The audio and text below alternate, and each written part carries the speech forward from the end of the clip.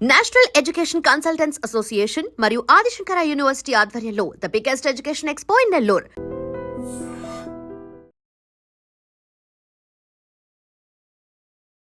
నమస్కారం, welcome to I dream. ధర్మ మార్గం విత్ విజిత కార్యక్రమానికి స్వాగతం.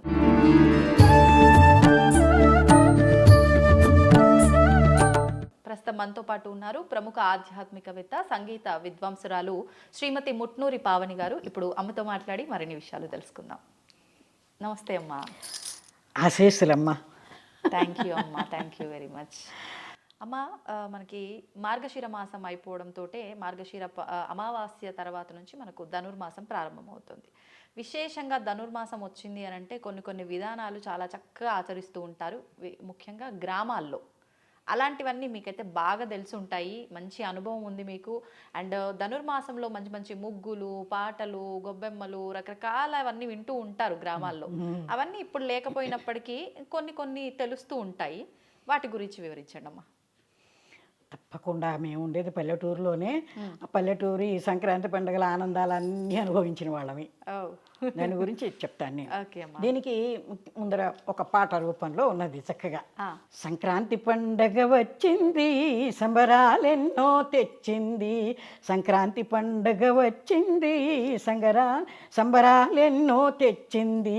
రంగురంగుల రంగవల్లులతో, గుమ్మడి పువ్వుల గొబ్బెమ్మలతో, పచ్చని మామిడి తోరణాలతో సంక్రాంతి లక్ష్మికి శోభలు నింపగ సంక్రాంతి వచ్చింది, సంబరాలెన్నో తెచ్చింది.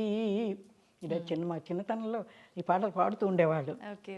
తర్వాత హరిదాసుల హరినామ స్మరణతో, హరిలో రంగ హరి హరిలో రంగ హరి హరిలో రంగ హరి హరిలో రంగ హరిలో రంగ హరి హరిలో రంగ హరి రంగారంగ హరి హరిలో రంగ హరి అంటూ ఆ హరిదాసు వేషం ఎట్లా ఉండేదంటే,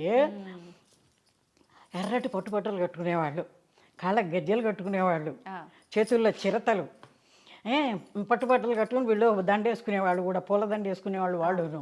తర్వాత వాళ్ళ పైన నెత్తి మీద పెట్టుకునే ఇది ఎట్లా ఉంటుందంటే, మన పండు గుమ్మడికాయలు, పెద్ద గుమ్మడికాయ ఉంటుందే ఆ షేపులో ఉంటాయి వాళ్ళ ఇవి. అంటే రాగివి అవి ఎర్రగా తోమేసి చక్కగా దాని కూడా పూల దండ వేసి నెత్తి మీద పెట్టుకుని ఈ హరిలో రంగ హరి హరిలో రంగ హరి హరి అంటూ వాళ్ళు ఈ గ్రామాల్లో తిరుగుతూ ఉంటారు పొద్దున పూట. అట్లాగే ఇంకా తెల్లవారుజామున బుడబక్కలాడు వస్తాడు. అంబ పలుకు జగదంబా పలుకు, కంచిలోని కామాక్షి పలుకు, మధురలోని మీనాక్షి పలుకు, విజయవాడ దుర్గమ్మ పలుకు, అమ్మా దుర్గమ్మ డమడమడమడమా అది వాయించుకుంటూ బుడబక్కలాడు వచ్చేవాళ్ళు. అంతా తెల్లవారుజామున సందళ్ళు పల్లెటూళ్ళల్లో. డూడు బసవన్నలు. బసవన్న అంటే అది సామాన్యంగా ఊరికేదో బసవన్న వేడుకగా కాదు, సాక్షాత్తు శివుడి వాహనమే వచ్చిందన్నట్టుగా భావించేవాళ్ళు. ఆ డూడు బసవానికి రంగురంగుల బట్టలన్నీ పైన వేసి కొమ్ములకంతా ఏవో గంటలు కట్టి అవి కట్టి వాటిని తీసుకొచ్చి అయ్యగారికి దండం పెట్టు, అమ్మగారికి దండం పెట్టు, అమ్మా లోగిళ్ళు చల్లగా ఉండాలమ్మా, అమ్మగారికి దండం పెట్టు, వాటి చేత విన్యాసాలు చేయించేవాడు. అది రెండు కాళ్ళు వంచేసేసి దండం పెట్టేది. ఇట్లా వస్తున్నారు కానీ ఇవన్నీ ఎక్కడ చూపించట్లేదమ్మా. అదే గడపగా డూడు బసవన్న నర్తన చేయొచ్చు, గడప గడపకు దీవెనలీయంగా సంక్రాంతి పండుగ వచ్చింది, సంబరాలెన్నో తెచ్చింది. ఈ లోపలే అసలు ముందర పొద్దున్నే ముగ్గులు వేసుకుంటాం. అవన్నీ వరుస ఇళ్ళు ఉండేవి కదా, రాత్రిపూట ముగ్గులు వేసుకోవటం. వేసుకుంటూ ఒకళ్ళు నువ్వెన్ని చుక్కలు ముగ్గు వేసావు, నువ్వు ఇంత పెద్ద వేసావు, నువ్వు చిన్న ఇంత వేసావు అనుకుంటూ వాళ్ళు చూసుకుంటూ రాత్రి 10 దాకా ముగ్గులు వేసుకోవడం సరిపోయేది. నైట్ పూట వేసేవారు. మరి పెద్ద పెద్ద ముగ్గులు అంటే రాత్రిపూట వేయాల్సిందేగా, పొద్దున్నే ఇక్కడ కుదురుతాయి, గొబ్బలు పెట్టుకోవద్దు పొద్దున్నే. అది అందుకని సరే ఇంకా పొద్దున్నే మా అంతా అంటే 10-12 ఏళ్ల వయసు లోపల వయసులో ఇవి గొబ్బెమ్మలు పెట్టుకోవటం. అవిను ముగ్గులు అవి వేయటం పెద్దవాళ్ళు పిల్లలు మేము కలిసి వేసినా, గొబ్బెలు మాత్రం పిల్లలే కదా, ఆవు పేడ కోసం వెళ్ళేవాళ్ళం. ఆ ఊళ్ళో ఎవరో వాళ్ళకి ఆవులు ఉండేవి. అక్కడి నుంచి తెల్లవారుజామున మెత్తగా అందరం తీసుకొచ్చేసేసి గొబ్బెమ్మలు పెట్టి అవి ఏమిటి చక్కగా మెత్తగా చేసే గొబ్బెమ్మలు అన్నిటిని చేసి, తల్లి గొబ్బెమ్మ ఇంకా చిన్న పిల్ల గొబ్బెమ్మ, మిగతా సంతానం అంటే చుట్టూ కొన్ని గొబ్బెమ్మలు, అవన్నీ ఆ తల్లికి సంతానం అన్నమాట. ఆ రోజుల్లో సంతానాన్ని ఆశించేవాళ్ళు ఎక్కువ. వాటిని కూడా వాటిలో చూపిస్తూ ఉండేవాళ్ళు అనమాట, వంశవృద్ధి. అది తల్లి గొబ్బెమ్మ పిల్ల గొబ్బెమ్మ మధ్యలో పెట్టి ఆ ముగ్గులో దాన్ని ఎట్లా ముగ్గు వేసి మన ఉండ చేసేసిన తర్వాత దాని మీద చక్కగా బియ్య పిండితో ఇట్లా ప్లస్ మార్కులో ముగ్గు వేసి ఈ 4 2 పసుపు 2 కుంకాలు 2 పశువులు పెట్టి అలంకరణ గుమ్మడి పూలు తీసుకొచ్చి వాటికి పెట్టి వీటికి నైవేద్యం పెట్టాలి మళ్ళీ గొబ్బెమ్మలకి. కామంచి చెట్లు అని ఉంటాయి, ఇప్పటికి కూడా ఉన్నాయి. ఇక్కడ కూడా పువ్వులు పువ్వులు కాదు కామంచి కాయలు చిన్న చిన్న పెద్ద మిరియాల సైజులో ఉంటాయి దానికి కాయలు, కామంచి కాయలు. అవి పండుతాయి, ఎర్రగా ఉంటాయి, నోట వేసుకుంటే పుల్లపుల్లగా ఉంటాయి అవి. అవి అమ్మవారికి గౌరమ్మకి చాలా ఇష్టంట. కంచి కామనగోటి స్వామివారు కూడా అది అమ్మవారికి అవి తీసుకొచ్చి నైవేద్యం పెట్టమని పెట్టించేవారట ఊళ్ళల్లో ఉన్నప్పుడప్పుడును. అట్లాగే ఆ కామంచికాయలు దొడ్లలో ఉంటాయి, పల్లెటూళ్ళు కదా అన్నీ ఉంటాయి దొడ్లలో సామాన్యంగా. ఆ కామంచి పళ్ళు తీసుకొచ్చేసి నైవేద్యం పెట్టి చుట్టూ ప్రదక్షిణం చేసి తీసుకొచ్చి వాకిట్లో ఇవన్నీ పెడతాం. పెట్టేసి నీకెన్ని గొబ్బెమ్మలు పెట్టావు, నువ్వెన్ని గొబ్బెమ్మలు పెట్టావు, ఇన్ని చిన్నపిల్లలు కదా అవన్నీ అట్లా చూసుకుంటూ ఆ గొబ్బెమ్మలు పెట్టడం జరిగేది. ఇప్పుడు పిండి గొమ్మలు అని చెప్పి ఏవో పెడుతున్నారు కదమ్మా గొబ్బెమ్మ పైన. మీరన్న కామంచి కాకుండా వైట్ పువ్వుల్లాగా వచ్చే కొమ్మలు ఏవో తీసుకొచ్చి నైవేద్యానికి గొబ్బెమ్మ పైన కామంచి పళ్ళు నైవేద్యానికి గుమ్మడి పూలు పైన పెట్టేవాళ్ళం. గుమ్మడి పువ్వు తర్వాత ఇప్పుడు ఏవో బంతి పూలు ఏ ఉంటాయి, మన గుమ్మడి పూలు ఇక్కడ ఎక్కడ దొరుకుతాయి? అవును పువ్వు అనేది గుమ్మడి పువ్వు పెట్టడం కూడా ఒక విశేషమా అమ్మ? రీజన్ ఏమన్నా ఉండేది? అవి అందుబాటులో ఉండేవి కాబట్టి సామాన్యంగా అవి అమ్మవారికి ఇష్టమో ఏమిటో అందుబాటులో ఉండేవి. అవి పెడితే పచ్చగా పెద్ద పూలు ఉండేవి కనుక గుమ్మడి పూలు అందంగాను ఉండేవి. అనేక రకాల కారణాలు ఉండొచ్చు. ఇప్పుడు గొబ్బెమ్మ సైజు కూడా పెద్దగా చేసేవారు. పెద్ద ఒకటి తల్లి అంతది ఉంటుంది, చిన్నది ఇంత చంటి పిల్ల అనమాట అది. మిగతా అంత సైజు ఏమో చుట్టూ అవన్నీ సంతానం ఆవిడికి. అవి అట్లా పెట్టేవాళ్ళం. ఇవి మధ్యాహ్నం 12 గంట కదా కట్టు పెట్టేసేసి తీసుకెళ్ళి ఒక గోడ కొట్టేసేవాళ్ళం. ఓహో అవునా? మరి ఎండబెట్టద్దు అవి ఇట్లా నెల రోజులు, నెలంతా ధనుర్మాసం ప్రారంభం నుంచి పండగల వరకును గొబ్బెమ్మలు పెట్టడం. ఇట్లా ఈ గొబ్బెమ్మలు పెడుతుంటే ఈ డూడు బసమల అనుకుంటూ వీళ్ళందరూ వస్తుంటే ఇంకా ఏమిటి కోడి పందెముల కోలాహలంతో కర్రసాముల విన్యాసాలతో. కోడి పందాల కోసమే కదమ్మా రాజులు రాజ్యాలు యుద్ధాలు చేసుకొని పోగొట్టుకున్నారు. చిన్న కోడికి వాటితో ఎంతంత పెద్ద పోటీలు ఇప్పటికీ ఇంకా కోనసీమలో అక్కడ జరుగుతూనే ఉన్నాయి. బాగా గవర్నమెంట్ వాళ్ళు బ్యాన్ చేసినా కూడా అవి జరుగుతూనే ఉన్నాయి, వాటికి పందాలు జరుగుతూనే ఉన్నాయి, అన్నీ జరుగుతున్నాయి, ఇప్పటికీ ఉన్నాయి అవి. కానీ కర్రసాములు మాత్రం మా దగ్గర ఒక ఆయన ఉండేవాడు, చాలా ఆయన మా జిల్లాలో బహుశా ఫస్ట్ అను ఏదో అనేవాళ్ళు అప్పట్లో అక్కడ విన్యాసాలు చేయటంలో. ఇప్పట్లాగా అంటే కమర్షియల్ గా ఆడేవారా అమ్మ కోళ్ళ పందాలు ఈ కర్రసాములు అవన్నీ? ఇప్పుడు అట్లా కాదు, అసలు ఊరికే ఎవరికి వాళ్ళు ఉత్సాహంగా ఇద్దరు ఇటో అయినా కర్రసాములు పట్టుకుని ఎంతంత ఇటువంటి గిరగిరాతిప్పుడు భలే విన్యాసాలు చేసేవాళ్ళు, చాలా బాగుండేవి అవి. తర్వాతనేమో ఆటల పాటల పోటీ, ఆటలతో పాటలతో పోటీ పడుతూ పల్లె సీమలే పరవశింపగా సంక్రాంతి పండుగ వచ్చింది, సంబరాలెన్నో తెచ్చింది. తర్వాత వచ్చేటప్పటికి కొత్త అది పెళ్ళిళ్ళైన వాళ్ళు కార్తీక మార్గశిర మాసాల్లో పెళ్ళిళ్ళు ఉంటాయి. అవును, శ్రావణ మాసంలో అయిన వాళ్ళకు కూడా సంక్రాంతి పండగ పెద్ద పండగ. ఈ పండగకే సామాన్యంగా పల్లెటూళ్ళలో వీళ్ళని పిలుస్తారు. ఒక అల్లుండే కాదు పిలవటం, వాళ్ళ కుటుంబం అంతా పిలిచేవాళ్ళు పండగలకి. ఫస్ట్ ఒకసారి పెళ్ళి అయిన ఫస్ట్ పండగకి సంక్రాంతి పండగకి ఆ కుటుంబం అంతా పిలిచి చక్కగా రకరకాల పిండి వంటలు అలాగే తర్వాత బట్టలు పెట్టుబడులు అవన్నీ పెట్టి పంపిస్తూ ఉండేవాళ్ళు. అలా కొత్త అల్లుళ్ళ రాకపోకలతో బావా మరదళ్ళ సరాగాలతో బావ పన్నీరు బావని పట్టు తిన్నారు, వీధి తిప్పారు, విసిడి గంధం పూసారు అంటూ అయిన సంబంధాలు కదా అప్పట్లో. వేరే గొడవలు ఏమి ఉండేవి, సరదాలుగానే ఉండేవి. ఇది బావని పట్టుకుని బావమరుదులు మరదళ్ళు వీళ్ళందరూ కలిసి ఆ బావని పట్టుకుని ఆడిస్తూ ఉంటారన్నమాట. అట్లా అవి అవుతాయి. తర్వాత వచ్చి రాను భోగి పండుగ వస్తుంది. ఈ పండగలు ప్రారంభమవుతాయి. ఈ రకంగా ఈ వీళ్ళ సందడి ముగ్గులు ఇవన్నీ అయినాయి. ఇప్పుడు ఇది ఇక్కడే కూడా మళ్ళీ సాయంకాలం పూట సంధ్య గొబ్బెమ్మలని పెట్టేవాళ్ళం. ఆహా. పెట్టించేవాళ్ళు పిల్లల చేత సాయంకాలం కూడా. సాయంత్రం. మ్మ్. ఇది పొద్దున పూట రోజు మామూలుగా పెడతారు. ఇంకా భోగి అది రాక ముందరే కొంచెం ఇంకా పెద్ద పెద్ద గొబ్బెమ్మలు చేసి వాటికి చక్కగా ఇట్లా అలంకారాలు చేసి పూలదండలు వేసి ఒక ఎత్తు స్టూల్ మీద పెట్టి ఓహో. దాని మీద అందరూ గొబ్బెడతారు, పెద్దవాళ్ళు కూడా గొబ్బెళ్ళాడతారు. ఆ, గొబ్బియల్లో సఖియా వినవే చిన్ని కృష్ణుని సోదరి వినవే కృష్ణుని చరితముగా నారే అని కృష్ణుడి పాటలు పాడుతూ ఉండేవాళ్ళు. గౌరమ్మ గొబ్బెమ్మ అంటే కృష్ణుడి సోదరి. ఆ? సోదరా అమ్మ కృష్ణుడికి? ఇప్పుడు మీరు పాడిన పాటలో కృష్ణుడి సోదరి అని వచ్చింది. గొబ్బియల్లో సఖియా వినవే చిన్ని కృష్ణుని సోదరి వినవే కృష్ణుని చరితముగా నారే అర్ధరాత్రి సమయమందుల యమునా ఇసుక తిన్నెల పైన గోగణములను మేపుచు కృష్ణుడు మురళీగానం చేశాడే మురళీగానము చేశాడే గొబ్బియళ్ళు సఖియా వినవే అంటూ సాయంత్రం పూట ఇదేనా ఇంకా ఉన్నాయి పాటలు. ఏలవచ్చనమ్మ కృష్ణుడేలవచ్చనే ఈ మాయదారి కృష్ణుడొచ్చి మహిమ చూపెనే ఉట్టి మీద పాలు పెరుగు ఎట్టు దించనే పట్టబోతే దొరకడమ్మ చిన్ని కృష్ణుడు ఏలవచ్చనమ్మ కృష్ణుడేలవచ్చనే కాళింది మడుగులోన కలయువాడమ్మా బాలుడు కాడమ్మ పెద్దవాడమ్మా బాలుడు కాడమ్మ పెద్దవాడమ్మ ఇట్లా అభినయం చేస్తూ గుబి పెట్టేవాళ్ళం అన్నమాట. చీరలన్నీ మూటగట్టి చిన్ని కృష్ణుడు పొన్నమాను మీద ఎక్కి పంతమాడనే ఏలవచ్చనమ్మ కృష్ణుడేలవచ్చనే అంటూ చుట్టూ తిరుగుతూ ఓకే ఓకే. గొబ్బెమ్మ చుట్టూ తిరుగుతూ ఈ పాటలు పాడటం. అదే కాకుండా ఇంకా అటవీ స్థలముల కరుగుదమా వటపాత్రంబుల కోయుదమా చల్లని కూర్చుని ఎంత తిరుగుతూ తిరుగుతూ కింద కూర్చుని చల్లని గంధము తీయుదమా చెలిక తెల మెడ పూయుదమా అని పక్కన వాళ్ళ మెడను పూస్తున్నట్టుగా అభినయం చేస్తూ గోపిదంటారు.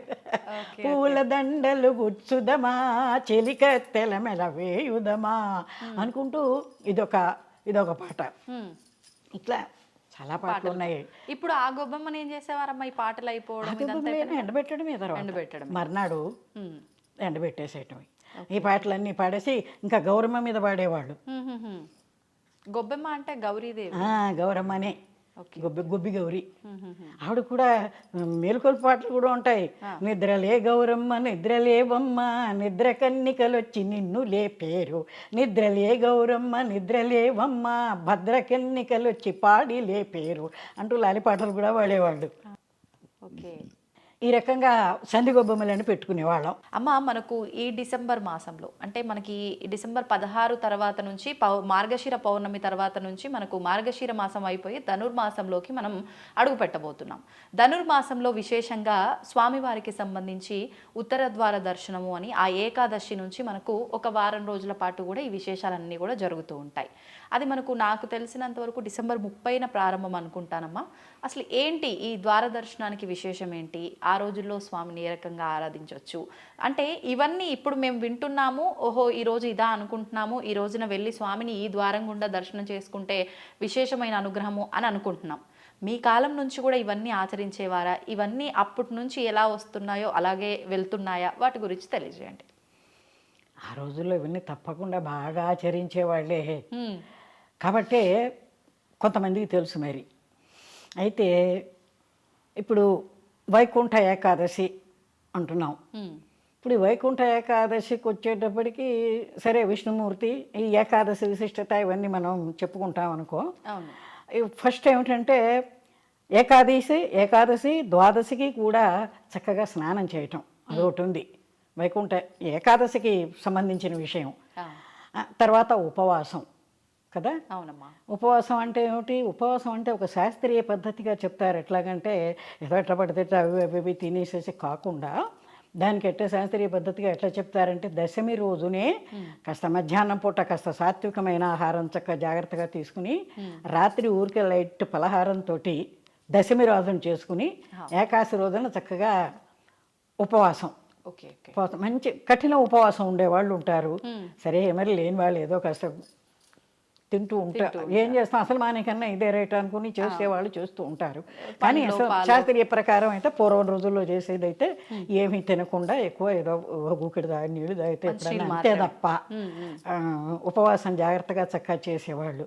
తెల్లవార్లు జాగారం చేసేవాళ్ళు. ఏకాదశి రోజు కూడా ఓహో ఏకాదశి కూడా తెల్లవారు జాగారం చేస్తారు. చేసి ఇంకా ద్వాదశి ఘడియలు రాగానే భోజనం చేయాలట. ఇప్పుడు మామూలుగా అయితే ఏదో సాయంత్రం దాకా ద్వాదశి ఉంది కాబట్టి మధ్యాహ్నం ఎప్పుడో తినచ్చులే అనుకుని చేసేవాళ్ళు ఉన్నారు కొంతమంది. కానీ శాస్త్రీయ పద్ధతి అయితే ఏంటంటే పొద్దున 6 గంటలకి ద్వాదశి ఘడియలు వస్తున్నాయి అనుకో, అప్పుడే తినేసేయాలట. మేము తినలేవు, మాకు అలవాట్లేదు, మేము తినలేమంటే కుదరదు. ద్వాదశి గడియలు ప్రారంభంగానే భోజనం చేసేయాలట. ఓకే తర్వాత చూద్దాం 6ంటికి అయిందంటే తినలేములే అని అనుకుంటే, శాస్త్రీయంగా చేద్దాం అనుకుంటే పద్ధతి అది. ఓకే సరే, ఇలా అనుకుంటే అది వేరే సంగతి. ఇప్పుడు ఏకాదశి రోజు అన్నం ఆహారం తినకూడదు అనడానికి కూడా ఒక రీజన్ ఉందంటమ్మా. అదేంటి? అదే దానికి కూడా ఎందుకంటే ఇప్పుడు మిగతా రోజుల్లో అంతా ఏమిటంటే రకరకాల వంటల్లో రకరకాలుగా చేసుకుని పిండి వంటలు అవి ఇవి ఇవి తిని 15 రోజులు బాగా ప్రతి నెలలో 2 ఏకాదశులు వస్తాయి. అవును, బాగా తింటూ ఉంటారు. ఒక రకంగా మన వైద్యపరంగా ఆలోచించేటప్పటికీ ఇన్ని రోజులు ఇంత బాగా తిన్న వాళ్ళకి ఒక రోజున ఏకాదశి రోజున అటు ఉపవాస పుణ్యం ఉంటుంది, ఇటేమో ఆరోగ్యరీత్యా కూడా బాగుంటుందని ఒక రోజున మానేసేస్తే మంచిది అనేది ఒక వైద్యరీత్యా కూడా చెప్తారు. ఓకే, దీనికే మా చిన్నతనంలో ఒక హాస్యంగా ఒక భక్తురాలు అన్నీ చేయాలని ఆవిడకి ఆశ. కానీ ఏమీ చేయలేని తన దుర్బలత్వాన్ని బయట పెట్టుకుంటూ భగవంతుని ప్రార్థిస్తూ ఒక పాట పాడుతుంది. ఏ పాట? అది పాడు వినిపించనా? పాడండి. రక్షించరా రాధా కృష్ణ పక్షి వాహన నన్నుపేక్ష సేయకురా, రక్షించరా రాధా కృష్ణ. ఏకాశి ఉపవాసమెప్పుడు ఉందామంటే ఆకలి బాధకు నేనోర్వలేను, రక్షించరా రాధా కృష్ణ. పోని స్నాన సంధ్యలు చేసి తరించుదామంటే చన్నీళ్ళల్లో మునిగి చలి కోర్వలేను, రక్షించరా రాధా కృష్ణ. అన్నదానము చేసి తరించుదామంటే ఒరులకు బేటంగా నేనోర్వలేను, రక్షించరా రాధా కృష్ణ. పోని అని దాన ధర్మము చేసి తరించుదామంటే చేతనొక దమ్మిడి అయినాను లేదు, రక్షించరా రాధా కృష్ణ అంటూ ఒక అమాయకురాలు అనుకో, లేకపోతే ఇవన్నీ చేయటానికి బద్ధకిష్టురాలు అనుకోవచ్చు, ఏదైనా అనుకోవచ్చు మనం. ఈ రకంగా ఆవిడ ప్రార్థన చేసి దీన్ని ఒక సరదాగా మా చిన్నతనంలో పాడుతూ ఉండేవాడు. అట్లాగే ఇంకో ఉపమానం కూడా చిన్న ఒక కథలాగా ఎట్లా చెప్తారంటే, ఒక పెద్ద ఆవిడ మర్నాడు ఏకాశి ఉపవాసం ఉందా అని ఉన్నది ఆవిడకి. తెల్లవారితే ఏకాశి ఉపవాసం ఉండాలి, తెల్లవారితే ఏకాశి తెల్లవారులు తింటుండే కూర్చున్నది. అప్పుడు ఉపవాసం ఉండాలని తెల్లవారేదాకా తిని అప్పుడు ఉపవాసం ఉండట్టు అట్లా సరదాగా కథలు మా పెద్దవాళ్ళు చెబుతూ ఉండేవాళ్ళు, నవ్వుకుంటూ ఉండేవాళ్ళు. అవి ఇప్పుడు నేను కూడా సరదాగా మీతో పంచుకుంటున్నాను నేను ఆ సరదాని. అట్లా ఆ రకంగా మన ఏకాదశి ఉపవాసం చేసి చక్కగా ద్వాదశి పారాయణ చేస్తే అది ఎంతో ఆరోగ్యరీత్యా అటు ఆధ్యాత్మిక పరంగా చక్కటి అనుగ్రహం దొరుకుతుంది. ఇకపోతే ఉత్తర ద్వారదర్శనం దగ్గరకు వచ్చేటప్పటికి ఒక్కసారి భగవంతుని ప్రార్థన చేసుకుని కృష్ణాయ వాసుదేవాయ హరయే పరమాత్మనే ప్రణత క్లేశనాశాయ హరి గోవిందాయ నమో నమః, గోవిందాయ నమో నమః అని ఆ వైకుంఠవాసుని ప్రార్థన చేసుకుని ఉత్తర ద్వార దర్శనంకి వెడదాం మనం. తప్పకుండా అమ్మ. ఉత్తర ద్వార దర్శనం అనేటప్పటికీ ఇప్పుడు చాలా రకాల విషయాలు ఉన్నాయి చెప్పినవి. ఎట్లాగంటే ఇప్పుడు ముఖ్యంగా ఉత్తర ద్వార దర్శనం అంటే వైకుంఠంలోకి వెళ్ళాలన్న సాధన. దానికి ఉండవలసింది ఏమిటి అంటే సత్వగుణం ప్రధానంగా ఉండాలని చెప్తారు. మనలో సత్వ రజస్ తమో గుణాలు ఉన్నాయి కదా, 3 గుణాలు ఉన్నాయి. సత్వగుణమే ప్రధానంగా ఉండాలి. ఈ ఆధ్యాత్మిక భగవంతుని చేరుకోవాలనుకుంటే ఉండవలసింది సత్వగుణమే. కానీ అది ఆ 2 లేకుండా సత్వగుణం ఉండటానికి కుదరటల్లా, ఉండాల్సిందే. వీటికి ఉపమానంగా ఒక కథ ఎట్లా చెప్పారంటే, సనకసనందనాది మహర్షులు ఒకసారి విష్ణుమూర్తిని వైకుంఠానికి వెళ్ళి భగవాను చూడాలనుకుని వెళ్ళినప్పుడు జయ విజయులు ఇద్దరు కాపలా ఉంటారు కదా, వాళ్ళు అడ్డుకుంటారు. అడ్డుకున్నప్పుడు ఏమిటి వాళ్ళిద్దరు ఏమిటి, మహర్షులేమో సత్వగుణ సంపన్నులు, వాళ్ళిద్దరు వచ్చేటప్పటికి రజస్తమో గుణాల వాళ్ళు. అవును. కాబట్టి ఈ వీళ్ళు ఏం చేశారు, ఎప్పుడైతే వాళ్ళు కాదని అన్నారో వాళ్ళిద్దరికి శాపం పెట్టేసి పక్కకి తప్పించేశారు. అంతే కదా, వాళ్ళిద్దరికి శాపం పెట్టేశారు. అప్పుడు ఏమవుతున్నది, భగవంతుడు అరే సనందనాది మహర్షులు వచ్చారు, వీళ్ళేమో ఇది చేశారు, వాళ్ళకి శాపం పెట్టాడు. మరి అది కూడా భగవంతుడు, వాళ్ళకి శాపం పెట్టడం అనేది కూడా భగవంతుడు కూడా ఒక ప్రాబ్లమే. అంతే. దానికోసం ఆయన వీళ్ళ కోసం పరిగెత్తుకొచ్చాట. ఎవరి కోసం, సనకసనందనాది మహర్షుల కోసం. అంటే ఇక్కడ ఏం తెలుస్తుంది మనకి, సత్వగుణం ఉన్న వాళ్ళ దగ్గరికి భగవంతుడు పరిగెత్తుకొస్తాడని తెలుస్తోంది. అవునమ్మా. కాబట్టి అంటే అది మహర్షులైనా సామాన్యులైనా అలాంటి గుణం కలిగిన వారు ఉండాలి. మహర్షులకి ఎటు సత్వగుణం సామాన్యంగా ఉంటుంది, వాళ్ళు చెప్పుకోకర్లేదు.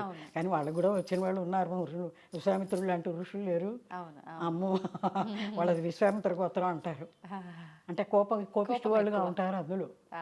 కాబట్టి సత్వగుణం ప్రధానంగా ఆ భగవంతుని మనం రప్పించుకోవటానికి అది ఉండాలన్నమాట. కాబట్టి మనలో ఉండే ఈ రజస్తమో గుణాలని మనం ఎప్పుడైతే తోసేస్తామో మనకు భగవంతుడు అందుబాటులో ఉంటాడు. ఓకే ఓకే అనేది ఒకటి. ఇది వైకుంఠానికి వెళ్ళడానికే కదా వెళ్ళారు వాళ్ళు ఋషులు. అట్లాగే ఇంకో విషయానికి వచ్చేప్పుడు ఇంకో కథ ఏం చెప్తారంటే, విష్ణుమూర్తి బ్రహ్మదేవుని సృష్టించి మరి ఆయనకేమో వేద విజ్ఞానాన్ని, ఆ రోజుల్లో పుస్తకాలు లేవు కదా, ఇప్పుడంటే పుస్తకాలు చేస్తున్నారు వేదాలన్నీను, అప్పట్లో పుస్తకాలు లేవు కాబట్టి వేద విజ్ఞానాన్ని ఆయనకి ఉపదేశం చేసే బ్రహ్మదేవుడికి చెప్పి నువ్వు సృష్టి చేయమన్నాడు. ఆయన దగ్గర నుంచి ఈ విష్ణుమూర్తి గారి చెవిలో నుంచి వచ్చిన మధుకైటపులు అనే రాక్షసులు ఇద్దరు ఆ వేద విజ్ఞానాన్ని ఎత్తుకుపోయారు. వాళ్ళు ఎత్తుకుపోయేటప్పటికి సరే ఇప్పుడు బ్రహ్మదేవుడు చూసుకునే, అయ్యో ఇప్పుడు ఎట్లా చేయాలి, నేను సృష్టి ఎట్లా చేయాలి, నా విజ్ఞానం కాస్త వెళ్ళిపోయింది, ఏం చేయాలని వెతుక్కుంటూ విష్ణుమూర్తి దగ్గరికి వచ్చేసేసి ఇట్లా జరిగింది, ఇప్పుడు నేను ఏం చేయాలి అని చెప్పి ఆయన్ని అడిగితే, సరే విష్ణుమూర్తి ఏం చేస్తారంటే ఈ రాక్షసుల్ని ఇద్దరిని, ఎందుకర్రా ఆయన దగ్గర నుంచి ఆ వేదాలు తెచ్చుకున్నారు, మీరు ఏం చేసుకుంటారా, ఆయనకి ఇచ్చేయండి అని చెప్పాట. పాపం మంచిగా చెప్తే వాళ్ళేమో మేమేమో బొమ్మన్నట్టు వాళ్ళు. అప్పుడు ఈయన మీకు కావాల్సిన వరం ఏదన్నా నేను ఇస్తాను, అదైతే ఆయనకి ఇవ్వండి, మీరు ఏది కోరితే అది వరం ఇస్తాను నేను, ఆయనకి ఇవ్వండి అని విష్ణుదేవుడు అనేటప్పటికీ వాళ్ళు ఏం చేశారట, నువ్వేంటి మాకు వరం ఇచ్చేది, సరే నువ్వు మాతో యుద్ధం చేయి, మేము కోరేది ఏమిటంటే నువ్వు మాతో యుద్ధం చేయి, తర్వాత చూద్దాం వేదాల సంగతి అన్నారట వాళ్ళు. నెల రోజులు యుద్ధం చేయమన్నారట. నెల రోజుల పాటు. దేవి భాగవతంలో అయితే ఈ మధుకైటపులు 5,000 సంవత్సరాలు స్వామితో యుద్ధం చేసినట్టుగా ఉన్నది. 5,000 ఈ వేదాలు తీసుకురావటం కోసరం. అట్లా సరే ఈ మేము నాతో యుద్ధం చేస్తే అప్పుడు సంగతి చూద్దామని. సరే విష్ణుమూర్తి యుద్ధం చేసేసి వాళ్ళని చంపేశాడు. చంపేసిన తర్వాత పాపం ఈయనకి జాలి వేసిందిట. పాపం వాళ్ళ అమాయకులు, సరే లేదు వీళ్ళకి కాస్త మోక్ష ప్రాప్తి ఇద్దామని చెప్పి వీళ్ళ కోసం వైకుంఠ ద్వారం తెరిచారట విష్ణుమూర్తి. మొదటిసారి మధుకైటపుల కోసరం వీళ్ళని చంపేసిన తర్వాత, అంతకుముందు ఏమైనా జరిగినాయేమో తర్వాత, వీళ్ళ విషయానికి వచ్చేటప్పటికి వీళ్ళ కోసం తెరిచాట ఆ వైకుంఠ ద్వారం, ఉత్తర ద్వారం. ఓకే ఓకే ఓకే తీసుకెళ్ళి వీళ్ళ లోపలికి తీసుకెళ్ళాట. తీసుకెళ్ళేటప్పటికి అక్కడంతా మరి విష్ణుమయం విష్ణుమూర్తి ఆకారాల్లో ఉన్నారు అందరూ. చాలా ఆనందంగా ఉంది, ఎంతో ఇదిగా ఉందిట. వీళ్ళకి చాలా నచ్చిందిట. అరే రే మనం ఎంత పొరపాటు చేసాము, మనం ఈ చేసిన పనులన్నీ తప్పుడు పనులే చేశాం కదా, వేదాలను సంవరించాము, ఆయన్ని యుద్ధం చేయమన్నాం, దేవుడితో ఆయనతో మనం యుద్ధం చేశాము, వీళ్ళు మనం చాలా తప్పు పనులు చేశాము. అయితే ఒక పని చేద్దాం, ఆయన మనకి వరం ఇస్తానన్నాడుగా, అంటే నువ్వేమిటి ఇచ్చేది పొమ్మన్నా, మనవేను పొగరు కొద్దీను, కాబట్టి ఆ వరం ఇప్పుడు అడుగుదాం. ఏమిటి అంటే, స్వామి మరి మమ్మల్ని మీ ఈ వైకుంఠ ద్వారాలు ఉత్తర ద్వారం తెరిచారు కదా, లోపలికి తీసుకెళ్ళారు కదా, ఆ ద్వారాల దగ్గర మమ్మల్ని ఇద్దరినీ పెట్టండి శాశ్వతంగా. అక్కడ పెడితే ఏమిటంటే, ఇప్పుడు మిమ్మల్ని చూడటానికి వచ్చే వాళ్ళందరూ ముందర మమ్మల్ని చూస్తారు కదా, మమ్మల్ని చూసినప్పుడు మన కథ అంతా తెలుస్తుంది కదా వాళ్ళకి. ఆ రకంగా మేము లోకంలో ప్రసిద్ధి చెందుతాం, పేరు వస్తుంది మాకు. అదైపోయిన తర్వాత మరి ఇంతటి రాక్షసుల్ని భగవంతుడు కరుణించి వాళ్ళ ద్వారపాలకులుగా అక్కడ ఉండేందుకు వాడిని ఆ స్వర్గాన్ని, ఆ వైకుంఠాన్ని తీసుకెళ్ళాడు విష్ణుమూర్తి అని, నీకు కూడా పేరు వస్తుంది, స్వామికి పేరు అదే నీకు కూడా వస్తుంది, పేరు వస్తుంది అని. ఇంకోటి ఏమిటంటే, మమ్మల్ని అక్కడ నిలబెట్టి పెట్టారు సరే, మీకోసం వచ్చేవాళ్ళని, అదే మీ దర్శనం కోసం వచ్చేవాళ్ళు ఉంటారు కదా, అవును, వాళ్ళందరికీ కూడా ముక్తిని ప్రసాదించు. మమ్మల్ని తలుచుకుంటారు, నిన్ను తలుచుకుంటారు, నీ దర్శనం చేసుకుంటారు, వాళ్ళందరికీ ముక్తిని ప్రసాదించు అని. అంటే తను నిస్వార్థంగా వాళ్ళ వరకే కాకుండా లోకంలో మరి దేవతలు ఏమిటి, మానవులు ఏమిటి, అందరూ దర్శనం చేసుకోవటానికి చెప్పి వాళ్ళందరికీ నువ్వు ముక్తి తప్పకుండా ఇవ్వు మా కోసం. ఇప్పుడు మా పేరు కూడా బయటికి రావటం కోసం నువ్వు ముక్తి ఇవ్వాల్సిందే అన్న విధానంగా వాళ్ళు ఆయన్ని ప్రార్థిస్తారు ఆయన్ని. సరే ఆ రకం సరేనని అప్పుడు విష్ణుమూర్తి సరే ఒప్పుకున్నాలే అని వాళ్ళని ద్వారపాలకులుగా ఆ ఉత్తర ద్వారం దగ్గర పెట్టారట. ఇంకా ఏమిటంటే విశేషం, ఉత్తర ద్వార దర్శనం అంటున్నాం. ఉత్తర అనేటప్పటికీ ఒకమైన ఉన్నత స్థితికి వెళ్ళే అర్థం ఉంటుంది దానికి. కాబట్టి ఇప్పుడు మనం సామాన్యులం, మనబోటి వాళ్ళం అందులోకి వెళ్ళటం అనేటప్పటికీ మనకి ఉన్నత స్థితి రావాలంటే ఆ ద్వారంలోంచి వెళ్ళాలి.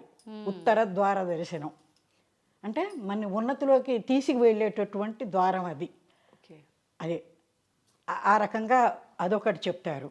తర్వాత వైకుంఠం అనేటప్పటికీ, కుంఠము అంటే నశించనిది, వైకుంఠం అంటే దాన్ని నశింపు లేదుట.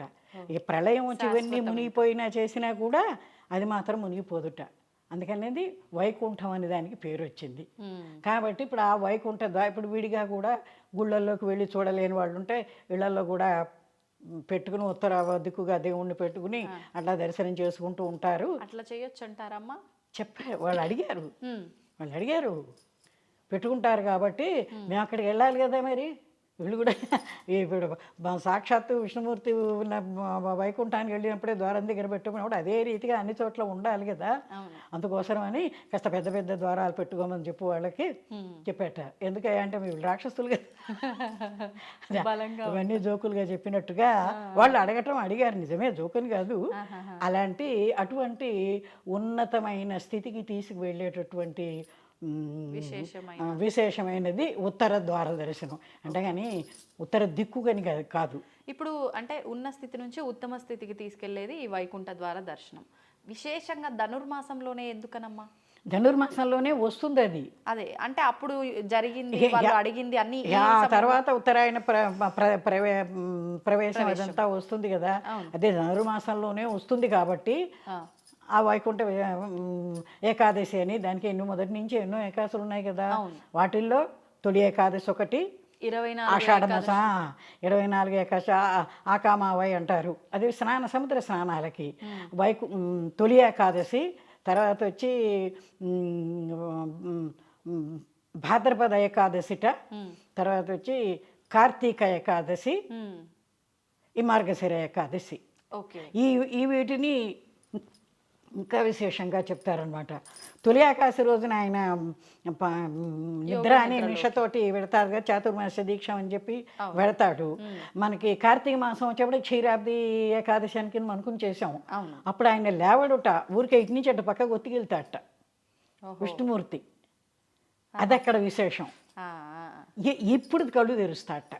ఓకే. ఈ వైకుంఠ ఏకాదశికి కళ్ళు తెరిచి తన 30 అదే ముక్కోటి దేవతలందరినీ కూడా ఆయన వెంట పెట్టుకుని భూలోకానికి వస్తాడట. తప్పని ప్రతి ఆలయంలోనూ ఆయన తిష వేసి కూర్చుంటాడు వాళ్ళని. అందుకే ఏకాదశికమ్మా.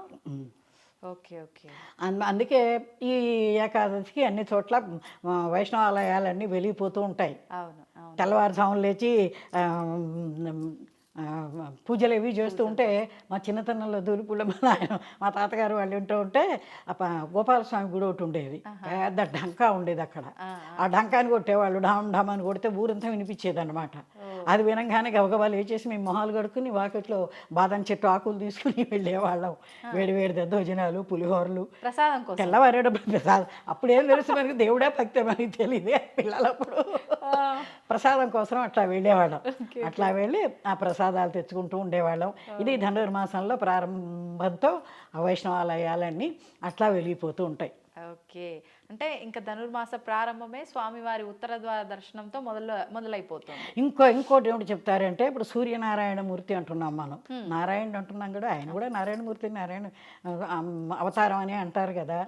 అప్పుడు ఈ ముక్కోటి దేవతలు ఎవరంటే ఆయన కిరణాలన్నీ ముక్కోటి దేవతలుట. ఓహోహోహో. ఆయన ఇప్పుడు ఇక్కడ నుంచి ఉత్తర ద్వారానికి దానిలోకి లోపల వెళ్ళి కూర్చోవాలి కదా ఆయన. ఈ కిరణాలతోటి ఆయన ఉత్తరాయణంలోకి ఆయన ప్రవేశం, సూర్యనారాయణ దీనికి కూడా సంబంధించి అట్లా చెప్తారు. ఓకే. ఆయన కూడా ఈ ధనుసు దీనికే, వైకుంఠానికే ఆ నారాయణమూర్తిగా, సూర్యనారాయణమూర్తిగా ఆయన కిరణాలన్నీ ముక్కోటి దేవతలుగా ఆయన భూలోకంలో ఉంటాడు అని చెప్పి అట్లా చెప్తారు. Okay okay okay. మీరు ఇప్పుడు ఇందాక ప్రసాదము ఇవన్నీ ఆ డంకా మోగించడం అన్నారు, పాటలు ఏమన్నా పాడేవాళ్ళు కాదా అమ్మ అప్పుడు? అంటే ప్రతిదీ మాటల రూపంలో కాకుండా పాటల రూపంలో.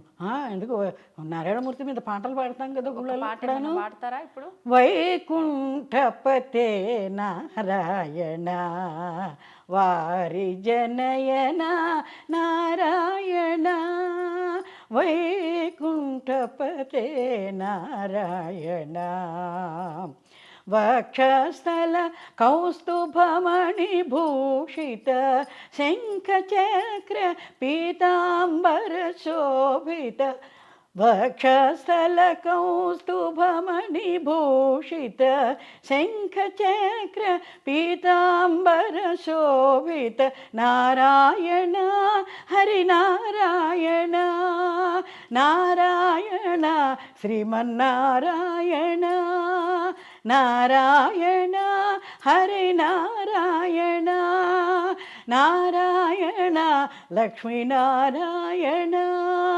నారాయణ సత్యనారాయణ, వైకుంఠపతే నారాయణ. దేవతలందరితో పాటు మనం కూడా ఈ పాట పాడుకుంటూ ఉత్తరం ద్వారంలోకి ప్రవేశించి భగవంతుని దర్శనం చేసుకుందాం. తప్పకుండా అమ్మ. చాలా సంతోషం అమ్మ. నమో నారాయణాయ. ధన్యవాదాలు.